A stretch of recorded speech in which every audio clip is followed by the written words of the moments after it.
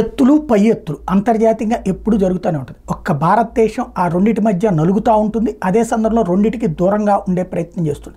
ఇప్పుడు America, Europe దేశాలు dollar ఆధారిత వ్యవస్థ ద్వారా గత 50 ఏళ్ల నుండి ఆధిపత్యం ప్రదర్శిస్తే దాన్ని దెబ్బ కొట్టడం కోసం జరుగుతున్నటువంటి ప్రయత్నమే ఇప్పుడు బ్రిక్స్. వాస్తవంగా ఈ బ్రిక్స్లో బ్రెజిల్ ఉంది, రష్యా ఉంది, ఇండియా ఉంది, చైనా ఉంది, అలాగే సౌత్ ఆఫ్రికా ఉంది.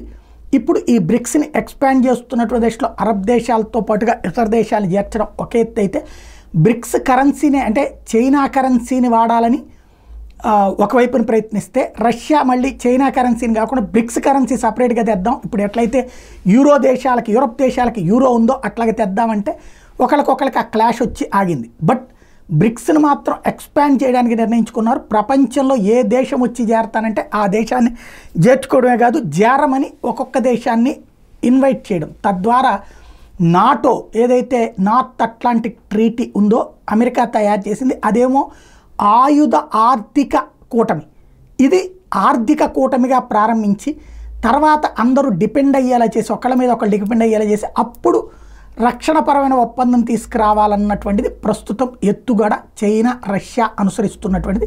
ఎంతవరకు సక్సెస్ అవుతుందో ఫ్యూచర్ డిసైడ్ చేయాలి.